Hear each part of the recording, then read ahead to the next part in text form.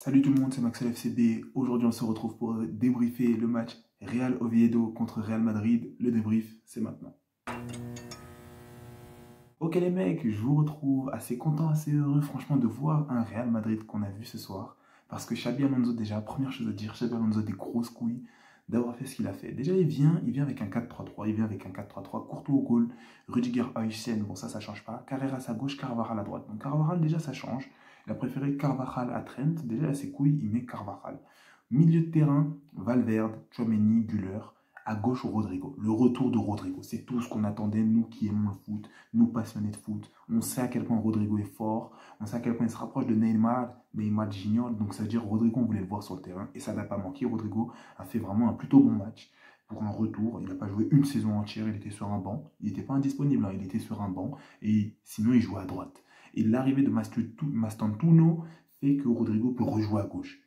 Mais il faut prendre ses couilles, de mettre Vinicius sur un banc et mettre Rodrigo sur le terrain. Et Xabi Alonso les a prises à pleine main. Il est venu, il a dit Vinicius, assieds-toi. Et Vinicius n'était pas content.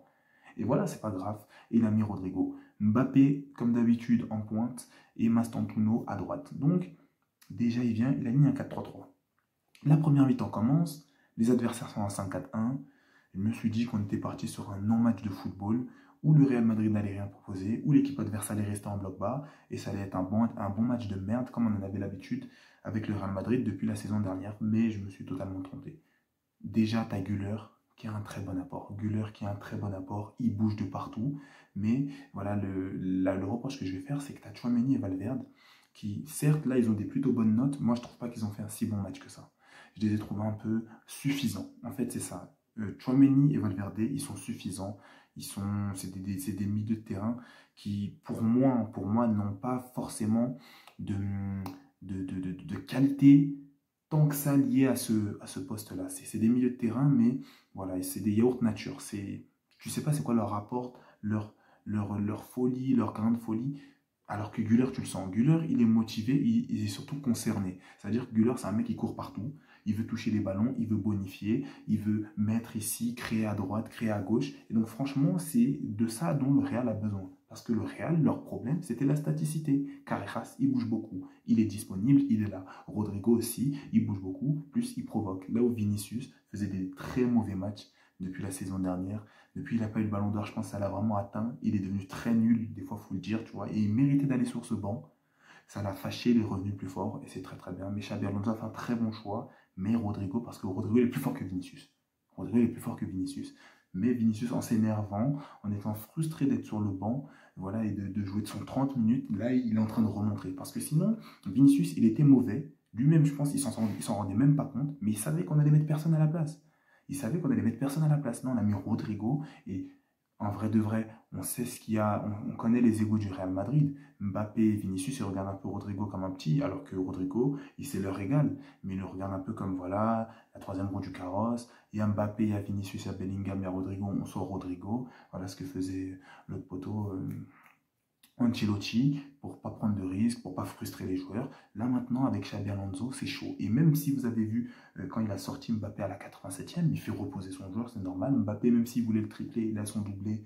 On va pas risquer, le match devenait chaud, on va pas risquer de faire qu'il prenne une faute ici bête et qu'il tue sa saison ici contre le Real Oviedo alors que le match est déjà gagné. Il le sort et Mbappé il voulait pas checker. Mbappé il était fâché aussi, il est frustré, mais il va devoir se confronter que à ça. Il va devoir se confronter que à ça comme un vrai patron, comme un vrai boss. Parce que c'est des joueurs chiants. C'est des joueurs chiants qui sont fâchés quand ils sortent, qui sont frustrés quand tu les mets sur le banc. Mais il y a besoin de ça. Et Xabi Alonso aujourd'hui, chapeau. Parce que c'est mérité. Là, le résultat de ce match, c'est le résultat du dur labeur de Xabi depuis qu'il est arrivé à la Coupe du Monde des clubs. Il a essayé de commencer à modifier quelques petites choses. Il y a eu du recrutement également, il y a des nouveaux joueurs. Mais Xabi méritait, franchement, bien joué. Hussein, comme d'habitude, toujours aussi régulier, toujours aussi fort, très bon joueur. Moi, maintenant, il joue en 4-3-3. Et là où c'est spécial avec le Real Madrid, c'est qu'il joue en 4-3-3 pour permettre à Mbappé de pouvoir redescendre, demander un ballon. Donc, il joue en 9, il redescend, il vient, il demande un ballon, il distribue. Là où pour moi, c'est pas trop son rôle, même si des fois, il apporte ce dynamisme que l'équipe n'a pas, puisque l'équipe ne bouge pas. Là, tu as Güler. Donc, est-ce que tu pourrais pas passer en 4-2-3-1? Parce que Valverde et Tchouaméni, tu les mets juste devant. Ta charnière centrale, c'est très solide. Mais la relance, ça serait Euchien qui s'en occuperait. Et Güler aurait plus de possibilités dans l'espace devant. Voilà, on se concentrait plutôt sur lui. Et lui irait distribuer, avancer avec la balle, percuter et donner la balle à gauche, à droite à Mbappé. Mais ça sera à voir, encore une fois, ça sera à voir. En tout cas, Mbappé, il redescend bien, il est très fort en ce moment, très motivé. Et si l'équipe vraiment step up, le Real Madrid, il y a moyen qu'il soit dangereux cette saison. Même si je pense que ça va être surtout la saison prochaine qui vont vraiment péter et qui vont redevenir vraiment l'équipe dangereuse. Pour l'instant, c'est en train de se mettre en place. Ils ont joué contre un club qui monte. Bon, tu me diras, le Barça a joué hier aussi contre un club de Liga 2 et a fait 3-2 difficilement. Eux aussi, ils ont mis 3-0. Donc, ils ont été plus sérieux que nous, ça c'est sûr, ça c'est certain. Ils ont plus de rigueur défensive que nous, tout simplement. Mais en tout cas, il ne faut pas s'emballer et voir les prochains matchs. Mais en tout cas, ce qu'on a vu là, ça fait plaisir. Pour parler des buts, si on doit revenir sur ça, déjà tu as Mbappé doublé. Mbappé super fort, premier but, contrôle orienté de malade mental. Contrôle orienté de malade mental. Alors, il y a eu un petit litige au début parce qu'on ne savait pas s'il y avait faute de Tchouaméni. Pour moi, il y a deux écoles. Soit tu dis tac par derrière, deux pieds décollés, c'est faute dans tous les cas, donc tu arrêtes le jeu et tu le rends à l'adversaire. Soit tu dis il a fait un tacle deux pieds en arrière décollé par l'arrière du coup, mais il touche la balle. Derrière, il ne fauche pas tant que ça le joueur avec les crampons sur sa cheville ou quoi. Le joueur finit balayé, mais Tchouaméni a fait un geste plutôt rugueux, plutôt dangereux, mais il touche la balle, c'est vrai. Et dans ces cas-là, tu accordes le but, tout ça, passe d'Arda Güler, à Mbappé. Mbappé contrôle orienté, frappe croisée, but très très fort, très très impérial. Mais voilà, en tout cas, soit tu dis c'est pas penalty, c'est faute, soit tu laisses passer. D'autant plus que pour une fois, hein, parce que moi, vous savez déjà, moi je suis FCB, mais je suis objectif. Et quand le Real fait bien quelque chose, je le dis aussi. Mais le Real se faisait beaucoup casser. Il y a des pénaltys. Il y a un pénalty en tout cas à Mastantuono. Je pense que ça dépend. Parce que la faute commence dehors, finit dedans. Donc il faudrait voir. Mais il y a eu des fautes non sifflées pour le Real. Il y a eu des fautes vicieuses, même sur Rodrigo, quand il se fait pousser en dehors du terrain. On ne peut pas siffler parce que c'est pas suffisant. Mais donc voilà. Du coup, Huijsen aussi a mis un petit coup aussi, et ça ne doit pas être sifflé. Si c'est pas sifflé d'un côté, c'est pas sifflé de l'autre côté. Mais Tchouaméni, toujours très dangereux, et ce mec-là, il faut le calmer avec coup de carton jaune, parce que il est très dangereux, il peut blesser. Il a failli tuer Daniel Mo en finale de Copa del Rey. Donc lui, c'est un bout qu'il faut surveiller, qu'il faut calmer. Du coup, Mbappé, premier but, il arrive, passe décisive d'Arda Güler. Deuxième but, Vinicius qui rentre à la place il rentre à la place de Rodrigo du coup. Brahim Diaz qui remplace Mastantuono. Mastantuono, ça va, il a fait un match pas dégueu, il tente des choses et ça va. Rodrigo, pour parler de son match aussi, ça m'a plu. Il provoque plus que Vinicius et balle au pied, il est meilleur, ça sent, il y a un peu plus de contrôle. Il met une feinte, le poteau part. Vraiment, il y a plus de contrôle. Et ce mec-là doit jouer plus souvent. Il y avait des discussions avec Arsenal pour avoir Rodrigo. Mais Xabi Alonso, en tout cas, il a bloqué, il a montré aux dirigeants du Real s'ils aiment le foot, ils aiment leur club et ils veulent que le club aille loin, que le poteau doit rester ici. Et accepter que Vinicius, des fois, il aille sur le banc. Il n'y a pas de souci. Voilà, tout simplement. Donc, du coup, Gonzalo Garcia qui remplace Arda Güler. Là, tu vois, ça, c'est un choix c'est un peu fiotte, c'est un peu pédé. Mais pourquoi? Parce que, bon, vas-y, c'est pas un ordre, mais normalement, Arda Güler, c'est Brahim Diaz qui rentre. C'est Brahim Diaz qui rentre. Tu fais sortir Mbappé, tu fais rentrer Gonzalo Garcia. Tu ne dois pas faire un autre changement. Des fois, on sait qu'il est la doublure de qui doit remplacer qui.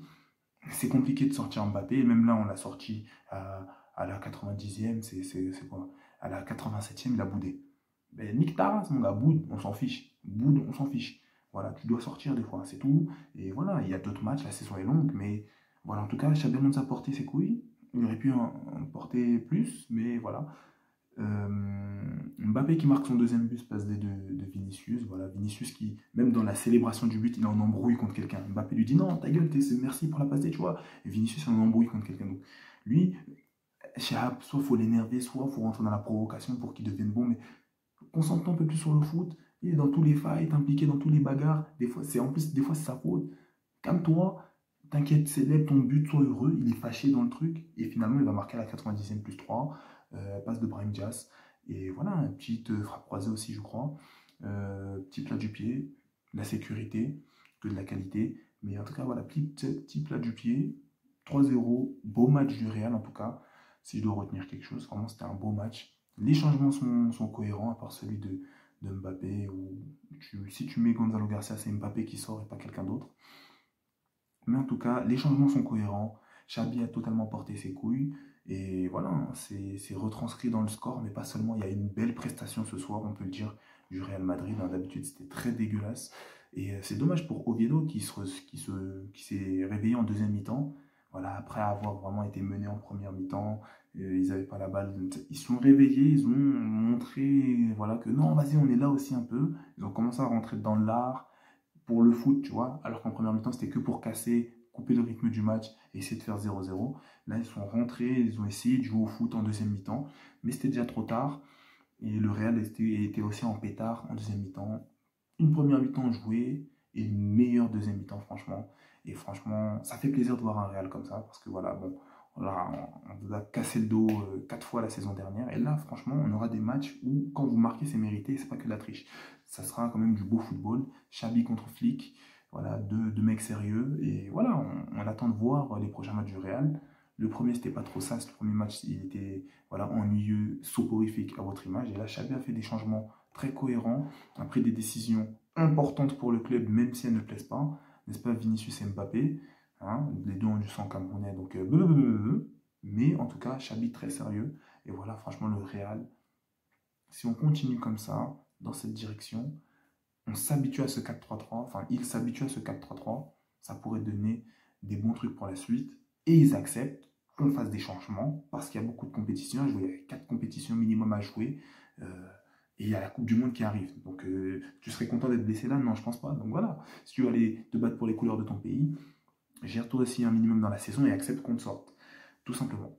En tout cas, les gars, c'est tout ce que j'avais à dire sur ce match du Real Oviedo contre Real Madrid. Vraiment, félicitations à Xabi Alonso, félicitations aux joueurs du Real. C'était une très belle prestation, enfin une belle prestation. On attend maintenant de la régularité et des prestations plus régulières comme ça quand ça s'appelle le Real Madrid. En tout cas, très belle prestation du Real Madrid.